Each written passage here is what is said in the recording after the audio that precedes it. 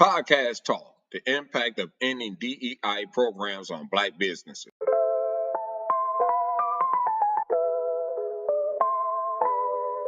Tune in to Boss Talk, where the trends ignite. Dive deep in the convo, let your thoughts take flight. Engage with the moment, join the vibrant spree. Your go-to for insights, come and chat with me.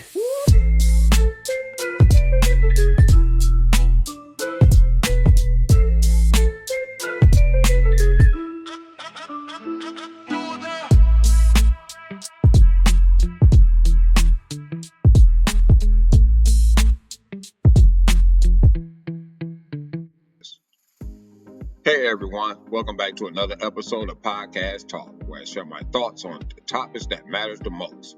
If you're new to the channel, don't forget to subscribe, click that notification bell, and give me a thumbs up as we march toward our goal of 100 subscribers. I generally enjoy creating content for you, and your support means the world to me. Also, if you want to stay updated, follow me on X, formerly Twitter. If you're feeling generous and would like to contribute to the podcast, you can find the donation link below. Now let's dive into today's episode.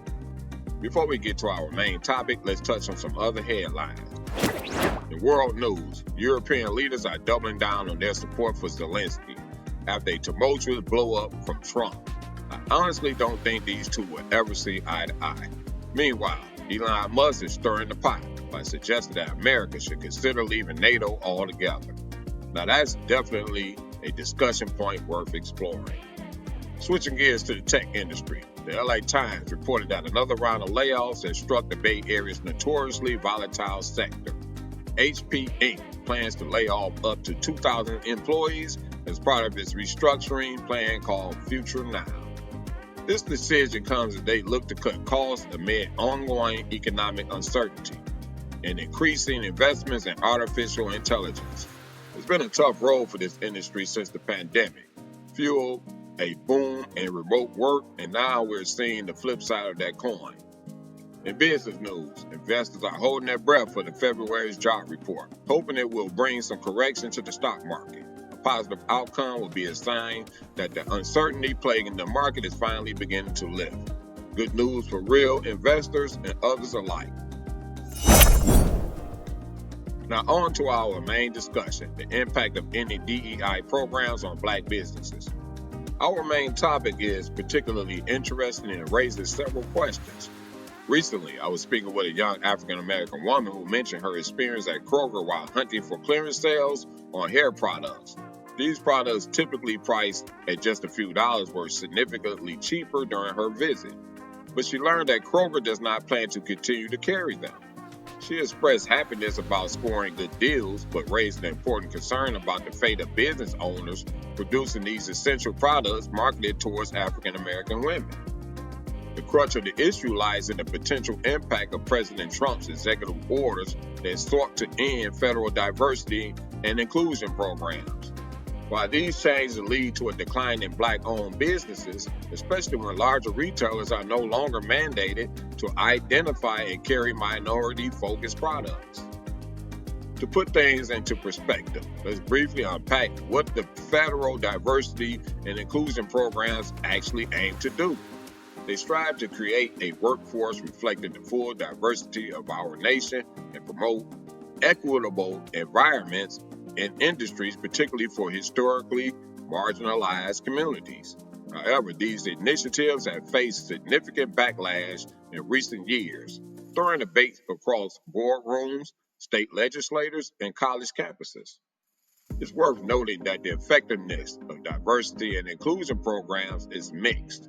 Some studies have shown that mandatory diversity training can lead to negative outcomes, such as increased racial tension and resistance to diversity initiatives.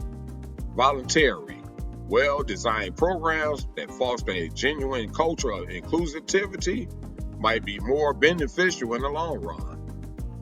Critics argue that DEI programs can be radical, even wasteful. While others point out there are entities that exploit such federal programs. Issues like mismanagement of government funds can overshadow the genuine intentions behind the initiatives. Scams and abuses do exist. Unfortunately, that's a reality in every system. But the question remains, do we throw out the baby with the bathwater? Returning to our discussion about the young lady at Kroger, we must ponder whether the dismantling of DEI programs will lead to fewer opportunities for minority-owned brands in major retail spaces. With diverse representation traditionally facilitated by these programs, many Black entrepreneurs can see their products relegated to the back shelves, or worse, removed entirely from the stores. Imagine walking into a major retailer like Walmart or Kroger and not finding products that cater specifically to unique needs of African American consumers. Without federal mandates promoting inclusivity, how can these brands compete against larger, often more generic product lines? It's a concerning outlook for both small business owners and consumers who rely on these products. One particular issue for many Black-owned brands is visibility. Federal DEI programs have historically ensured that minority products not only reach store shelves, but also prominently displayed where customers can easily find them. The removal of such mandates could mean that niche brands lose their critical visibility, leading to a decline in sales, ultimately putting them out of business. It's essential to recognize that many of these businesses were already operating under tight margins before the push to eliminate DEI programs. The majority of Black entrepreneurs face systemic challenges in funding, marketing, and distribution. The last thing they need is additional barriers preventing them from accessing vital retail space. On the flip side, we must also consider the resilience of these minority-owned businesses. Many of them have found innovative ways to thrive, relying not just on traditional retail, but also e-commerce and social media platforms to reach customers directly. As retail landscape continue to evolve, adaptability will be key for these companies to survive and flourish. Furthermore, while government contracts can provide a significant boost to minority-owned businesses, they are not the only path to success. There are numerous examples of Black entrepreneurs who have built thriving businesses without relying heavily on government contracts or mandates. Innovation, quality products, and effective marketing strategies are key factors in the success of any business. The argument that any of these programs will lead to the demise of Black businesses may be overstated. The free market system is based on supply and demand, and if there is a demand for these products, there will likely be a supply.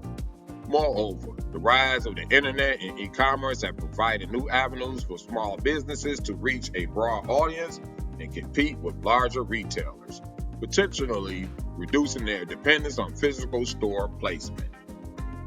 In conclusion, the removal of federal diversity and inclusion programs might have unintended consequences for Black-owned businesses. While some may celebrate this change as a move towards a colorblind society, it might lead to greater disparities and challenges for historically marginalized communities. We need to engage in open discussions about these programs, implications, and advocate for equitable and advocate for practices that benefit all entrepreneurs. So what do you think? Are these DEI programs too radical or wasteful? Are they instrumental in ensuring a level playing field for minority businesses? Let's keep the conversation going. Please share your thoughts in the comments, and don't forget to subscribe and donate if you can. Until next time, take care, everyone. Thank you for tuning in to Podcast Talk.